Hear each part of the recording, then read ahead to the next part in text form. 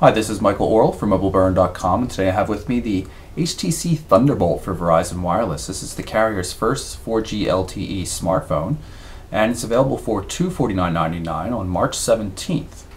So let's take a look at the hardware quickly on the device. You can see we've got a large touchscreen, 4.3 inches across the diagonal. That's 480 by 800 pixels. Forward-facing 1.3 megapixel camera. Touch-sensitive controls down here at the bottom. Not too much to see on the left-hand edge apart from the micro USB connector.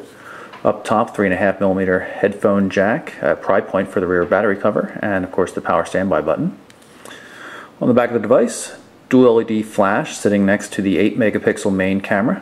We also have a kickstand here. It's metal and a speaker revealed underneath. It's kind of cool. And on the right-hand edge, we have the volume control rocker switch. No dedicated camera shutter button or anything like that. In terms of thickness, the device is just a little over 13 millimeters thick and weighs about 175 grams. It's a large device, no doubt about it, but feels pretty good in the hand. A nice curved body on it, tapered along the edges, and really good looking too. Good use of metal and different material types. This is soft touch here on the back, and a bit of I guess a dark gray plastic on the front. Really good looking device overall. I've popped off the rear cover of the device, something that's not always easy to do, to show you a couple of different things. For starters, here is the LTE SIM card. This is required to use the LTE data capability of the Thunderbolt. And a little bit harder to see, right here, is the micro SD memory card slot. You can see it's spring-loaded, just click on it. 32 gig card in there. In terms of battery capacity, it's only a 1400 milliamp hour battery, and I say only because most lately have been 1500 on the high-end devices like this, and some much larger than that even. And just because I think it's pretty cool, I wanted to show you the startup screen on the device.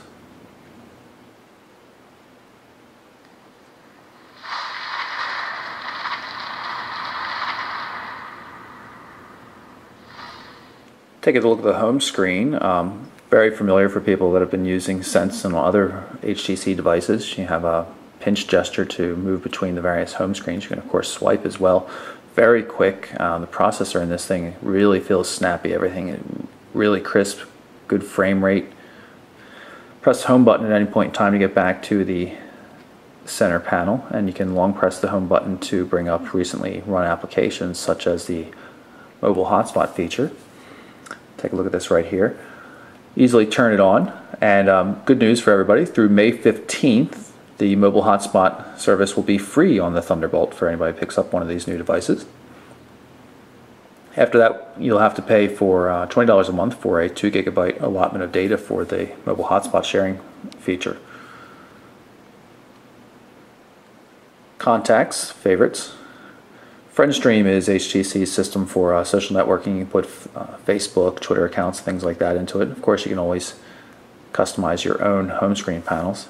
This little button down here in the right bottom corner lets you change things. You can set up scenes, which is home screen configurations. You can quickly switch back and forth.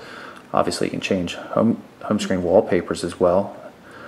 Support for live wallpapers. Let's just take this default one.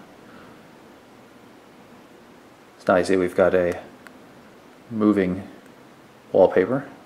Again, change the skin, which has the effect of changing the look of some of the features. You can see a light gray here versus the dark gray we've seen otherwise.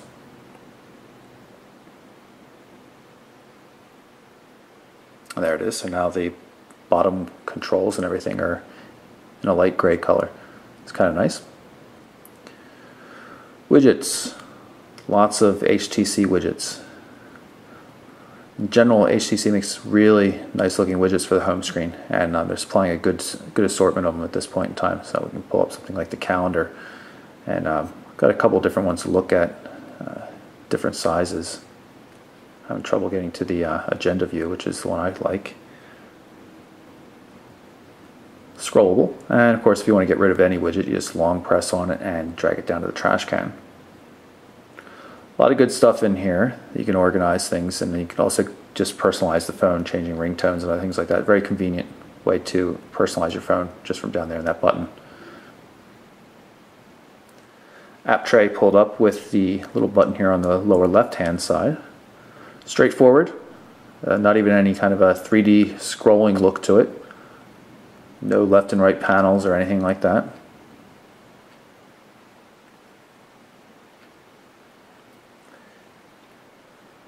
Can change to a list view though.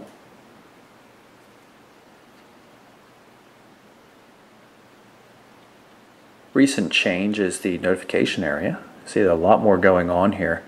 Not only do you have access to recently launched applications and functions, you of course still have things like the normal notifications like the hotspot configuration or the fact that we've got new Gmail messages. So let's just pull that up so you can take a look at the Gmail client quickly. A lot of good functionality in it. You can switch to labels, say just starred messages. Priority inbox, we'll take a look at one of these messages here with some formatted text so you can see what it looks like. Different font sizes, colors. No multi-touch zooming.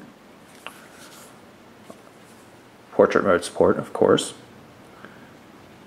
Tap here to get some other functions for replying, forwarding, things like that. Really a very nice email client. And more recent versions of Gmail having controls along the bottom of the screen rather than having to scroll all the way down just to hit reply or something like that. Much nicer to use this way. We have a new notification. You can see we've got a new visual voicemail message which was sent and one was just received. I just sent one to myself so you could see how the system works.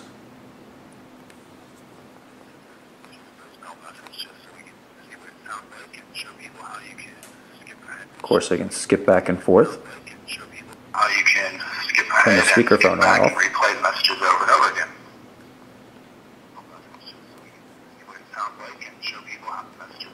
And once you're done with the message, you can simply delete it. This is HTC's People app. It's Contacts. You can see we've got a couple of things going on here. If you look at the Another Man contact there, you can see a Facebook account's linked up to it, so there's a status update right there. You see a number says 8 for Bob Smith, indicating that you can see right down here 8 messages from Bob Smith. It's really cool because you can go through and see all the different things you've done with a particular contact, all from different views in the same contact record.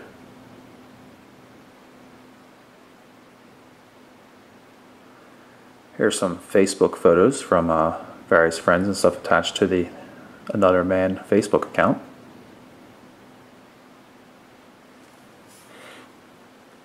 And of course, as I showed you before, everything shows up, all your starred or favorite contacts showed up here in this nice widget. If I jump into settings here, you can see HTC has cleaned it up quite a bit. Number of new things in here. We're running Froyo. Go into software information right there, so see it at the top, yeah, 2.2.1. Go back and look at SD and phone storage. There's a lot of storage in this device right now. Internal phone storage at 2.49 gigabytes. And available space in the SD card, it's a 32 gig card, so that's 29.7. So that's we've got a 40 gig storage capacity in this device. A lot of it's used by some of the stuff in the system, so you can see, out of the 8 internal, we've only got 2.5, but still, we're looking at well over 30 gig of available storage right now. I'm gonna load up the camera, and you'll notice just how quickly it comes up. Really, very, very fast. You tap the application, it loads quickly, and it just goes. You can see automatically focuses when I move. Unlike a lot of cameras, though, you can't position it and then hold down the shutter button and release it to take the photo. It automatically takes the photo as soon as you hold down the button. I don't really like that as much. Digital zoom controls here at the volume control.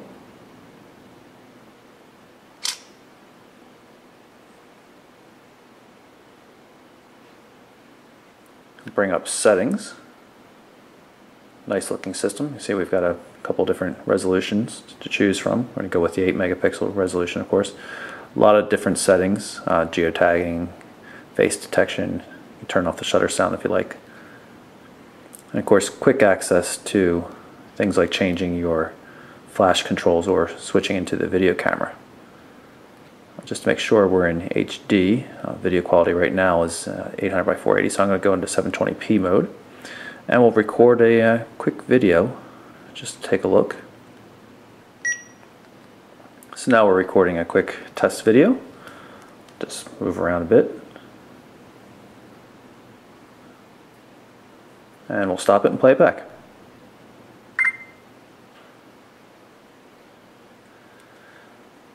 Imagine down here will get me to the gallery. And I'll play the video back.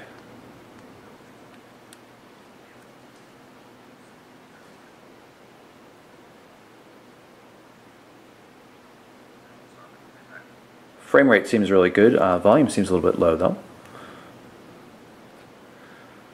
Back to the camera, and we'll jump in and take a look at some of the images. Oh, looks like I could have gone there before.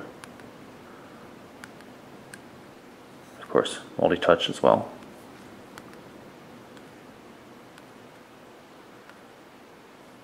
See if I can pinch into a film strip mode. No, it doesn't appear to support that. One last thing I want to show you with the camera application is the fact that you can use the forward-facing camera. Say 1.3 right there, 1.3 megapixel camera right there. Pretty clear, a lot better looking than some of the VGA cameras we've seen on other devices.